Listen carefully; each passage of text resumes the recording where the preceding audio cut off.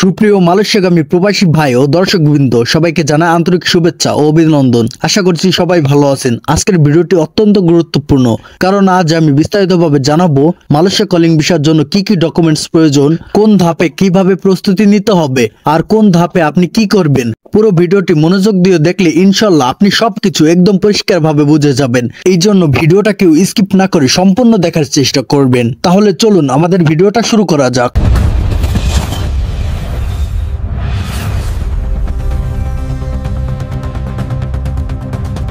প্রথমে একটা ভালো খবর দেই, ইতিমধ্যে কিছু অফিস মালয়েশিয়ার কলিং ভিসার জন্য পাসপোর্ট জমা নেওয়া শুরু করে দিয়েছে। অনেক ভাই কমেন্ট প্রশ্ন করেন, ভাই মালয়েশিয়ার মেডিকেল আসলে কবে থেকে শুরু হবে? এই ভাইদের উদ্দেশ্যে বলছি, যেহেতু এতদিন ধরে আপনারা মেডিকেলের জন্য অপেক্ষা করছেন, ইনশাআল্লাহ চলতি নভেম্বর মাসের শেষ দিক থেকে মেডিকেল শুরু হবে। এখন একটা বিষয় খুব ভালো করে শুনুন ভাই, বর্তমানে যেসব এজেন্সি আপনাদের নিয়ে কাজ করবে তারা কিন্তু শতভাগ বৈধ ও অনুমোদিত এজেন্সি, কারণ অবৈধ ও ভুয়া এজেন্সিগুলো কোনোভাবেই কলিং ভিসা পাবে না। তাই আপনারা চোখ কান খোলা রেখে দেখবেন কারা আসলে সিলেক্টেড বা সরকারি তালিকাভুক্ত লিস্টেড এজেন্সি, এবং এমন কোনো এজেন্সির সঙ্গে কাজ করলে তারা কখনোই আপনাকে প্রতারণা করতে পারবে না। আর যদি ভালো এজেন্সি খুঁজে না পান তাহলে আমার কমেন্ট বক্সে কমেন্ট করবেন, আমি ইনশাল্লাহ আপনাদের জন্য মালয়েশিয়ায় কাজ করে এমন টপ 5 বৈধ এজেন্সির নাম দিয়ে দেব, যারা 100% নির্ভরযোগ্য এবং প্রতারণা মুক্ত ভাবে কাজ করে। আমি কোনো ভুয়া এজেন্ট বা অবৈধ এজেন্সিকে প্রমোট করি না, এবং এই ভিডিও থেকে আমার কোনো আর্থিক লাভ নেই। আমি শুধু তাদের সাহায্য করি যারা আমাকে সাপোর্ট দেন এবং সঠিক তথ্য খুঁজেন। এখন আসি আজকের মূল টপিকে, মালয়েশিয়ার কলিং ভিসার জন্য কি কি ডকুমেন্টস লাগবে এবং কোন ধাপে কি করবেন। ভাই প্রথমে একটা বিষয় মাথায় রাখুন, কলিং ভিসার জন্য পুলিশ ক্লিয়ারেন্স লাগে না। যে এজেন্সির কাছে বা অফিসে আপনি পাসপোর্ট জমা দেবেন তারা নভেম্বর মাসের শেষের দিকে আপনাকে মেডিকেলের জন্য ডাকবে। মেডিকেল করার সময় কিছু বিষয় খেয়াল রাখবেন।